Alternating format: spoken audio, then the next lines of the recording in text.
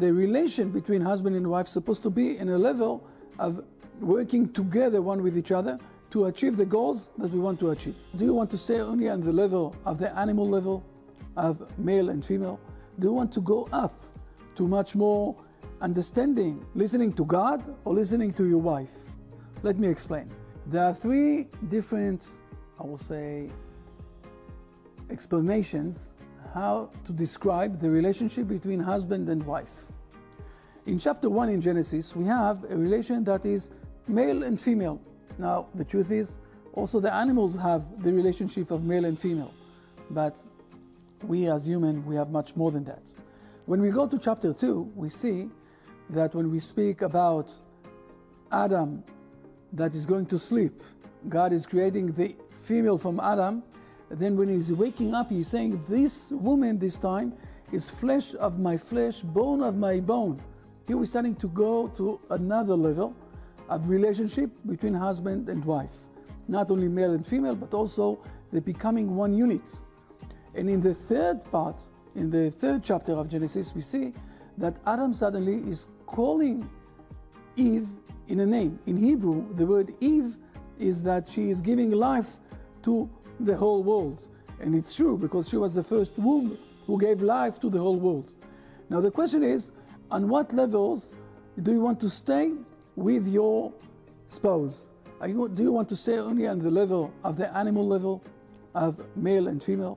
Do you want to go up to much more understanding of connection, I will say it in the reasonable level? Or do you want to go to the level that you're calling your wife in her name, that you're calling your husband with his name? Basically, now we're speaking about the spiritual side, that you have one with each other. You understand that he have an identity, she have an identity, and together you're managing to build up a family, the unit that will bring up the next generation. When we look on the relation between our forefathers, Abraham and Sarah, Isaac and Rebekah, and then Jacob and Rachel and Leah, we see that it's all the time getting progress to the right way of discussing one with each other. For example, with Abraham, suddenly we find that he is calling her, she is my sister. Even more than that, we see later on in the verses that she is saying also, he is my brother. And the relation between brother and sister is a better relation than what we had, I will say, between Cain and Abel, for example. That their relation of brotherhood came to an end because Cain killed Abel. Abraham and Sarah are not killing one each other, God forbidden. They want to live together one with each other. But it's a bit of a, I will say, mistake, because to be only in the level of brotherhood between husband and wife, it's not good enough. Then we go to Isaac and Rebekah, that their relation there was a bit more complicated because she was amazed from him as he was shown like an angel. Fair enough. Now we all know that the servant went on the orders of Abraham to bring Rebekah to Isaac. What we don't really notice is how is the first time, or what is happening in the first time that Rebekah is meeting Isaac.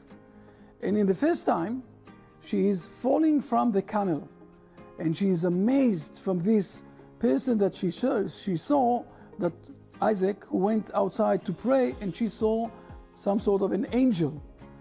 And our sages are telling us that the relation between them was always that she was very she had a lot of fearance against Isaac. And this is why they didn't have 100% an excellent connection in a way that she will tell him everything.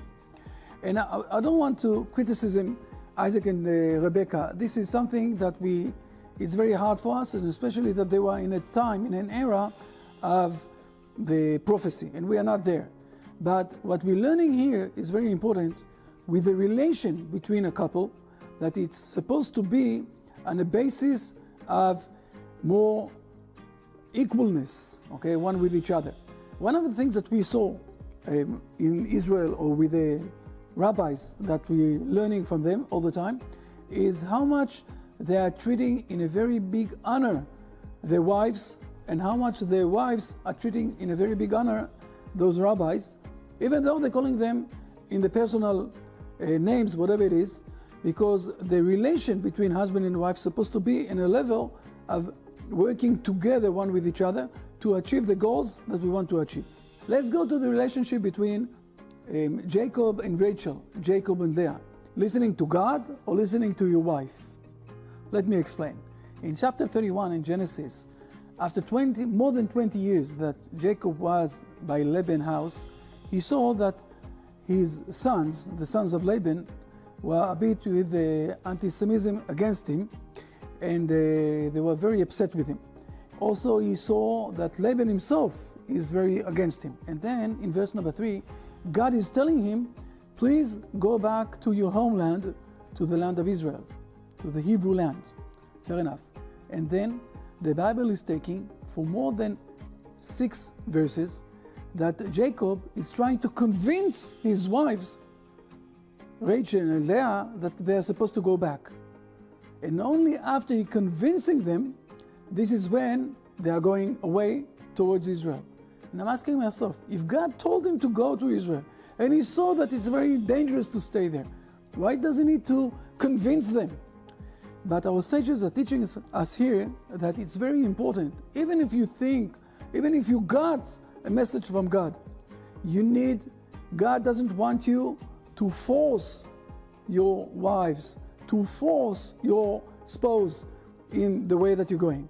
God is asking you to convince, to take them in some sort of a way of connection one with each other, because both of you together are supposed to go on the way and the path of God, not you by yourself, she is by herself, things like that. And this is what we're learning here.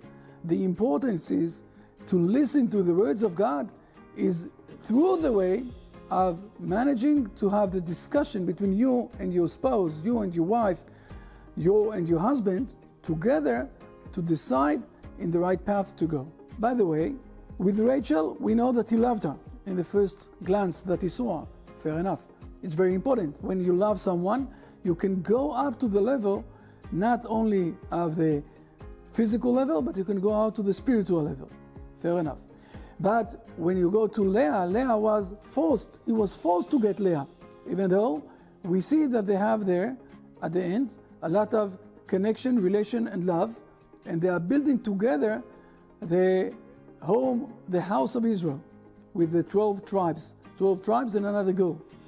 Okay, so we see that we're progressing from a brotherhood between Cain and Abel that was a destroying brotherhood.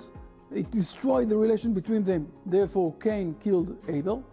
Where we're going to a brotherhood that is coming between the husband and wife. So when Rachel have the firstborn Joseph and Leah have the firstborn Judah, they are managing, even though in the beginning they have a bit of a fight because of the big love that there was between Jacob and his wives. This is where at the end of the Genesis we can find that Judah and Joseph are coming together and uniting the Hebrew tribes to become one nation.